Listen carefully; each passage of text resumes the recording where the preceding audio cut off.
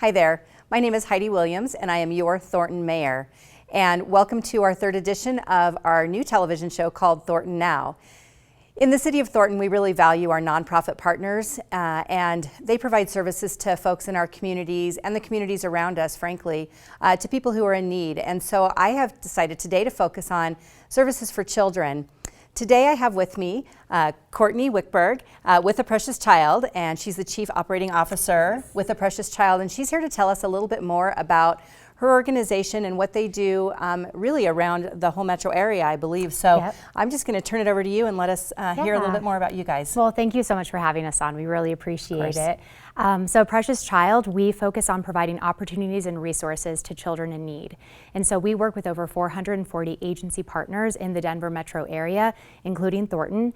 And those agency partners can be anyone from Health and Human Services to fire departments, anyone who's able to verify a need in a family. We'll work with those agencies so they can refer families to our services.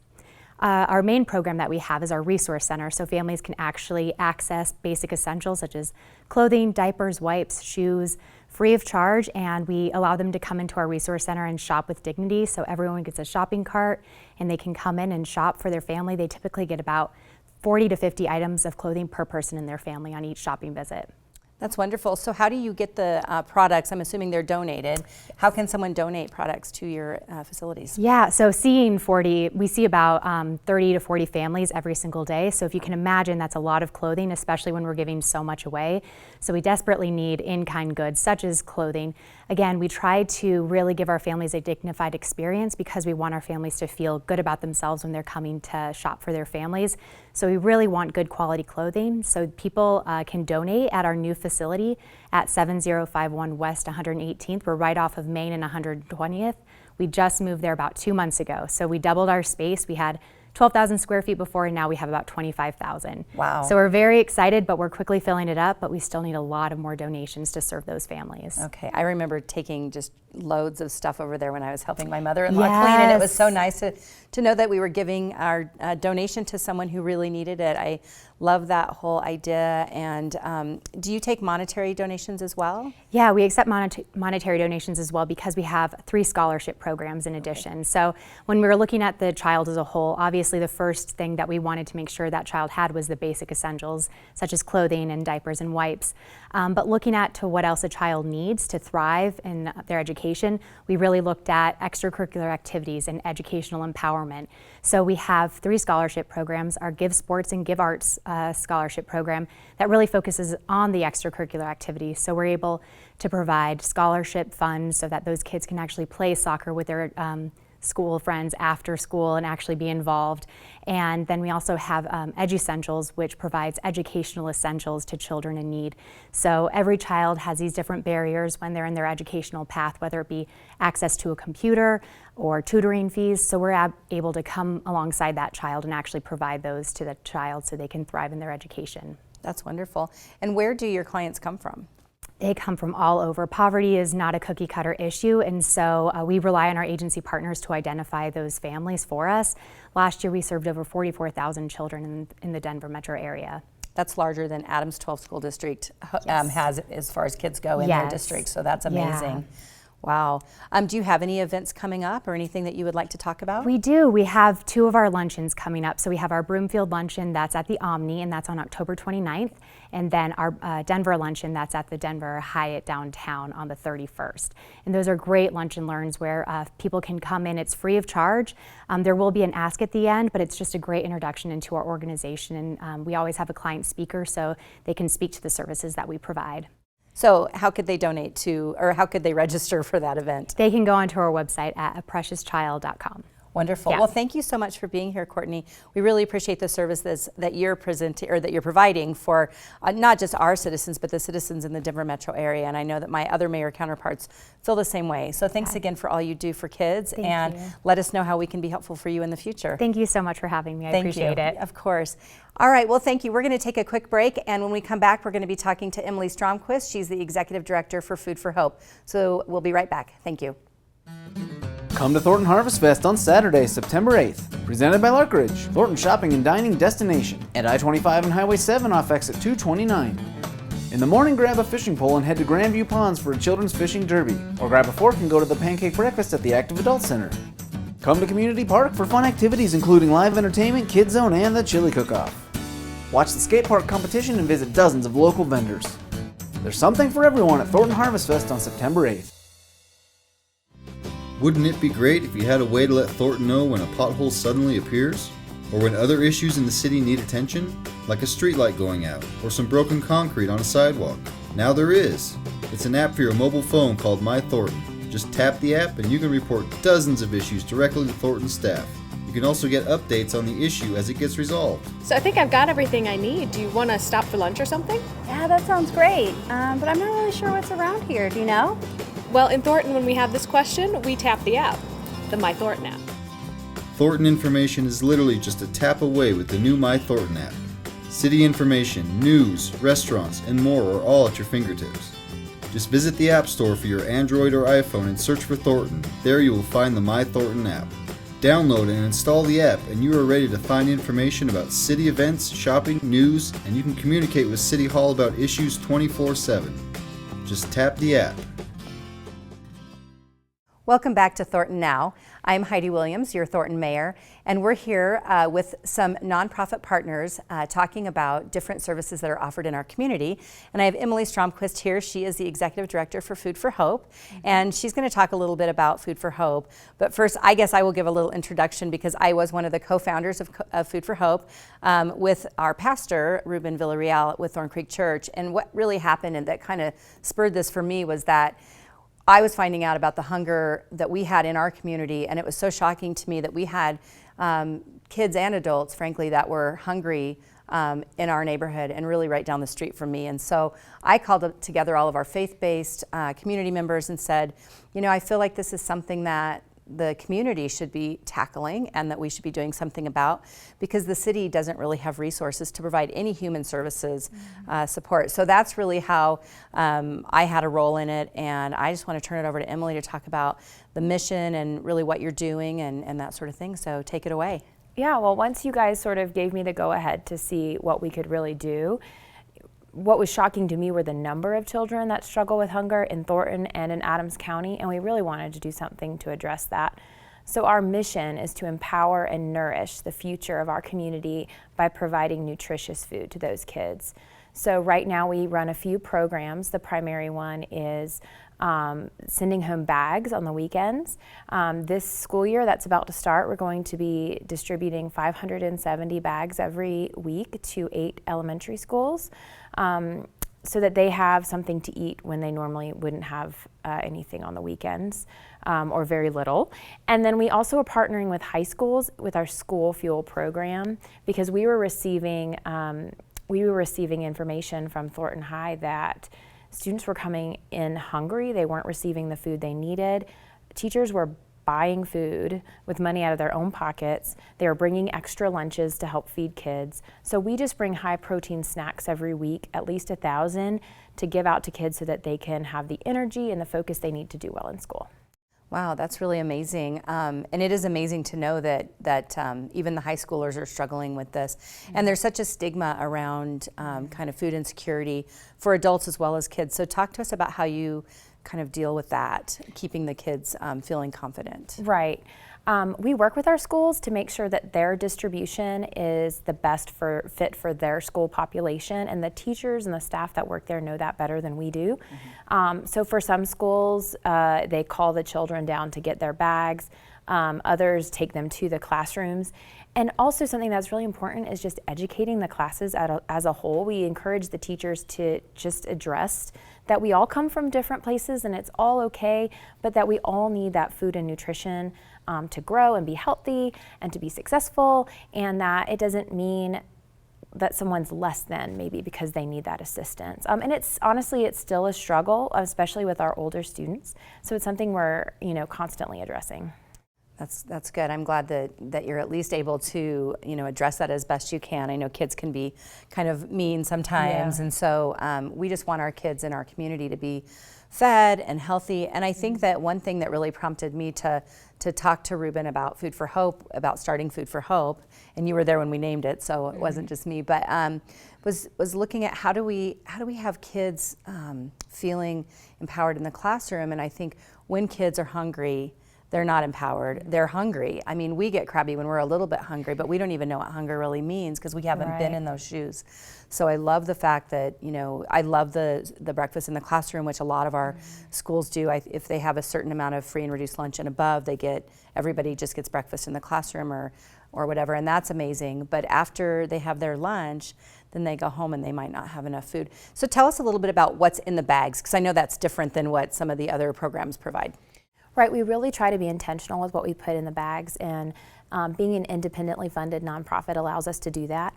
So each bag has 2 proteins, a fruit, a vegetable, a grain, and 2 breakfasts. So technically, students can share that with their family if they're in a position to do that.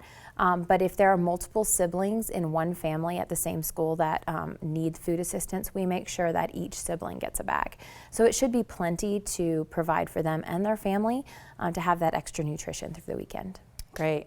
And I know that there's a lot of food insecurity again during the summer. Do you guys do anything with summer food programs? I know it's more difficult, right? Because you don't have as much access to the kids, but are you doing anything?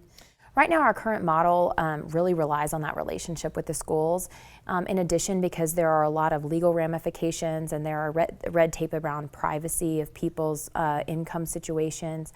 So the summer has been a particularly big obstacle for us. Right now, what we're trying to do is find existing summer programs like the city of Thornton has, where students can come, they can receive nutrition as well as they can have recreation options. So we're referring our families to those programs right now. Oh, that's wonderful. And we appreciate that as well, because we love providing those programs for our kids here in the city of Thornton, because we know it's needed, and we always want to keep our kids busy and productive, which might keep them out of trouble, which is wonderful. So we really appreciate that. So talk to me a little bit about how people would get involved with Food for Hope, how would they donate, and if you have any events coming up. Sure, so we are always in need of volunteers. We pack every Monday night during the school year. So as long as schools aren't on a spring break, Christmas break, we're there. We pack at Summit of Peace Lutheran Church, which is at 136th in Colorado, at 5 p.m. on Mondays. There's a sign up on our website at foodforhope.net. In addition, we need volunteers to help deliver bags every Thursday morning. Takes 30 to 45 minutes, and it's a huge help to us. There's sign up for that on the website as well. We also have our huge Thanksgiving event called Feed 8,000, where we pack 1,500 boxes full of everything needed for a Thanksgiving meal, including a turkey, and then we go and distribute those out to the 1,500 families in our area. So we need volunteers, we need people to sponsor boxes for $20 each. So I would just encourage people to look for that information on our Facebook page or on our website so that they can jump in and get involved at that time. And finally, we always need financial resources.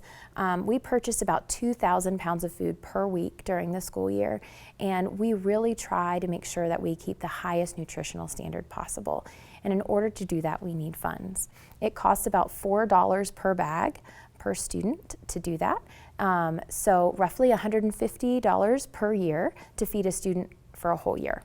So if people would like to financially contribute, or if their businesses would like to become a partner, they can go to our partner page or the donate page at foodforhope.net. That's wonderful. So somebody could fund a kid roughly for $16 a month. Yes. For an entire school year. Yes. That's good math. amazing. Yeah. It wasn't hard math, thank goodness. Well, thank you, Emily, for coming in. Of course, I'm really passionate about Food for Hope and just kids in general. So I'm so excited that this program is working and that we're really growing and serving kids. So thanks again for being here. Yeah, thank you for having us. Appreciate it. Absolutely.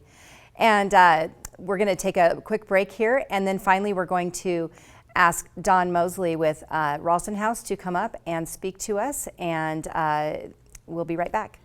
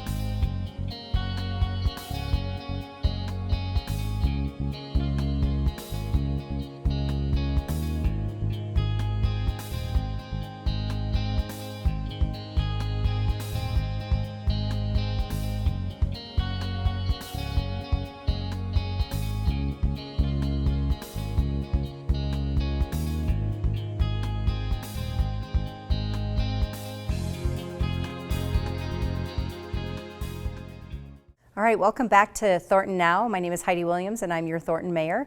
Right now we're talking about nonprofits in our community and specifically nonprofits that focus on kids. And so really thankful for my guests that were here from A Precious Child and Food for Hope. And we're going to finish off our segment with Don Moseley. He is the Executive Director with Ralston House. And I recently got on the Board of Directors, so I know a little bit now about Ralston House after the past few months. But I'd love for you to just tell us about Ralston House. Why do you exist and what services do you provide? Sure. Well, thanks for having us on. Of course. Ralston House is the Child Advocacy Center for Jefferson, Gilpin, Adams, and Broomfield counties. And we are a little bit of a different type of nonprofit. The only people who can refer to us are police, social services, and district attorney's offices. And when they refer, they're referring kids who they suspect of being either sexually abused, about 70% of our cases, kids who are suspected of being severely physically injured or long-term tortured by those who should have been caring for them, about 15% of our cases. And the other kids they refer to us, about 15%, are kids who've witnessed a violent crime, a homicide, domestic violence, a shooting, any sort of violent crime that might traumatize a child and where they might provide witness statements for court. Wow, so that's some really good work that you're doing to help kids and families really get through these horrible things that they're going through. Tell us a little bit about maybe what a regular day would be at Ralston House and who's participating on your staff with these children, because I know that's, to me, very interesting, the people that are interacting with kids that we never hear about. So our staff is made up primarily of forensic interviewers, victim advocates, and we have a doctor who provides medical exams. The three services we provide are forensic interviews. Police, social services, prosecutor watch from another room as our interviewer takes these kids through an interview about what they've witnessed, the worst days of their life, but it does it in a way that's non-traumatic, that no leading question, is completely neutral. It's recorded onto a DVD so officers, prosecutors can take those DVDs back and watch that over and over so those kids don't have to be re-interviewed. And if it goes to court, defense counsel is going to get it to make sure that these questions were asked in a non-leading, neutral way. Our victim advocates provide the parents and the kids with crisis intervention when they come in. For the kids, they're helping the kids relax before they go into the interview. And after that interview's over, those victim advocates are making sure those kids are doing well and ready to go out of Ralston House, maybe back to school that day, maybe to their soccer practice. With the parents, we're preparing them for what might happen, for the court process, for how they can help their child heal by getting them into therapy, by figuring out what they're going to say to those people around them. How do you explain to somebody what's happened to your child? What do you say to your mom when you have to tell her that your brother has assaulted your daughter? How do you deal with the school who says this was a great coach but wasn't so good to your kid? We will help those families deal with all those issues. We also do pediatric sex assault examinations. We're the only facility that provides those for Adams and Broomfield counties besides Children's Hospital and Denver Health and Hospitals. And we do it in a non-hospital setting where we can take as long as we need to work with those children. The exams are not traumatic. We may find evidence, but that's not why we do these exams. The reason we do these exams is to make sure these kids are healthy, that they haven't been injured, and if they have been, that we're going to make sure they get treatment. It's also going to do a lot of reassurance when our doctor can come out and say, your child is fine physically, and can go on to lead a great life. For parents and kids to hear that, because many times, especially with sexual assault, we have these myths that somehow kids are broken. That's not true. Kids who come through Ralston House get to heal, they get better, they go on to lead productive lives. So tell me a little bit about the marble. So the marble is one of your, emblems, if you will. And so I'd love to have you just tell that story to our listeners. So whenever a child leaves Ralston House, we have a large marble jar right by the door. And often kids ask us what it's about. And when they're ready to leave, we explain to them, we want them to pick out a marble from a separate jar and put it into that large jar. What that does, we say, is help us remember them, but for them to realize they're not the only child. And unfortunately, our jars at Ralston House are full. This year alone, we are expecting to see 1,400 children come through our doors who have been suspected of being some kind of victim of a crime. In some ways, those are the lucky children in that we've discovered the crime, we can help get them safe, we can help get that person who's hurting them off the streets. What we know is we see a small percentage of the actual kids who are hurt. Most don't tell till they're adults. So that the kids who get through Ralston House at least get help. We worry also about those ones we don't get to hear from. Absolutely, and as you know, my sister and I were victims of that as we were kids, and again, it didn't come out until we were adults. So I have a huge passion for this organization that you're running. I think that we as adults can do more, and I think that we also, need to at some point have some training for adults to know what to be looking for, and I know teachers and so forth do, but it doesn't, the system doesn't always work, and that's unfortunate. But I think it's great that you all are, in the communities that you're in and that you're providing this service. When we were looking at helping fund Ralston House in North Glen, which I'll have you talk about in a minute, the conversation was, well, why can't we just do that at the police department? Can you talk a little bit about the answer to that? Well, one is that many times perpetrators tell kids they're the one who caused this, that they're the ones who are going to get in trouble, and actually threaten them with police by saying the police are going to want to arrest you. So kids are often afraid of that. Parents often think, somehow this coach did something to my child, will I be blamed for it? They often are afraid to talk to police about this. What our house, by having these interviews done in a house, it allows these kids to be in an atmosphere that's relaxing and non-traumatizing. Additionally, our interviewers are trained to interview victims. Most police officers are trained to interview suspects. We're trained in techniques that help do these interviews where we get lots of details, sight, smell, sound, taste, textures, that are going to help police investigate, but we know how to do these interviews in a way that doesn't re-traumatize these children. And while an officer might see 10 to 20 of these cases a year, our forensic interviewers are doing 200 of these interviews a year.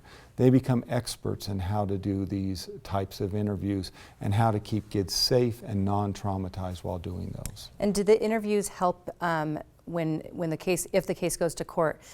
How important are these interviews for that case and to put the bad person in jail? I won't say bad guy, but the bad person in jail. We've heard from both police, prosecutors, judges, and juries the impact of our interviews.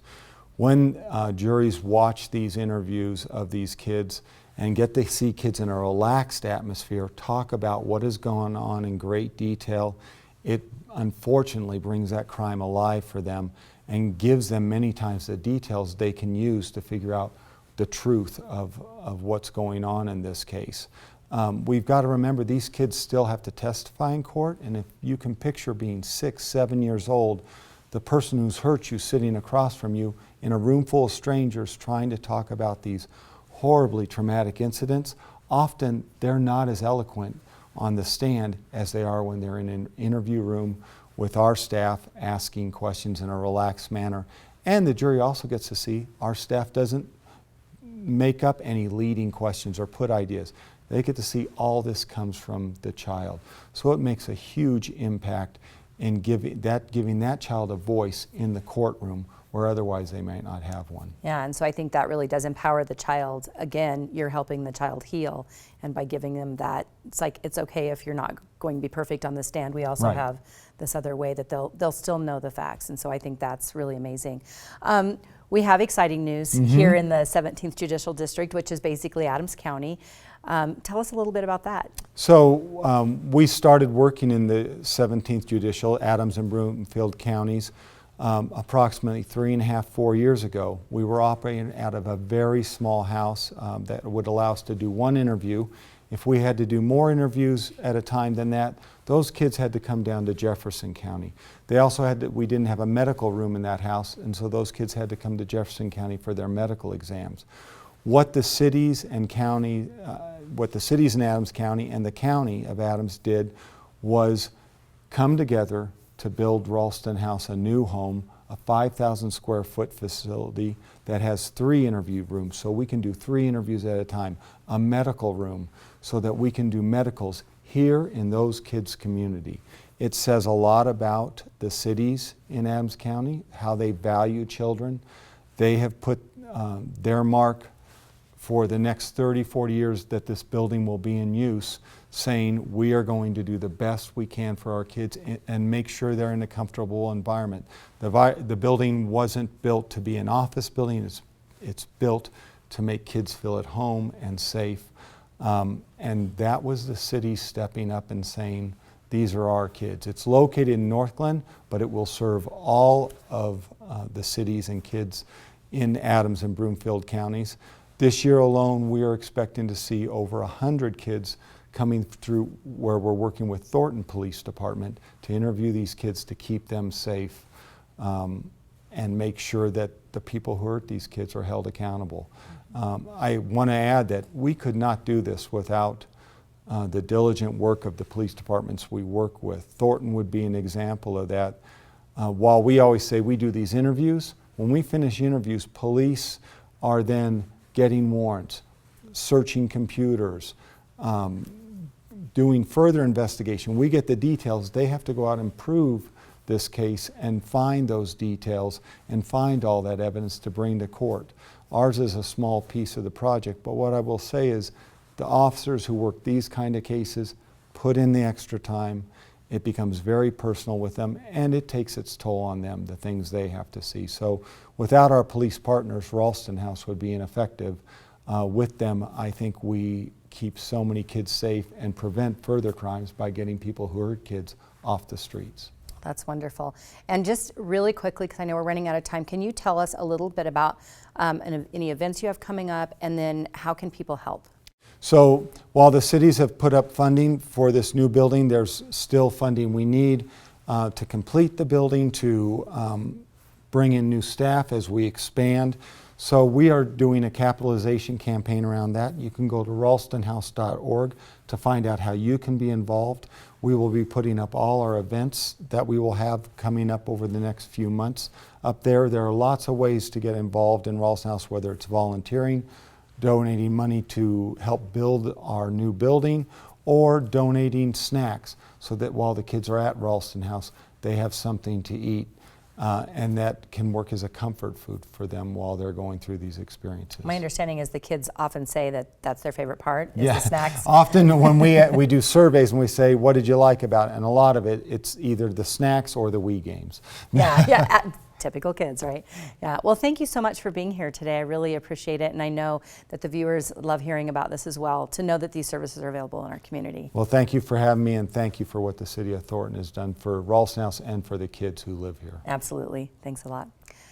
All right, well, that completes our third edition of Thornton Now. Please tune in next month. I'm Heidi Williams, your mayor, signing off. Thanks.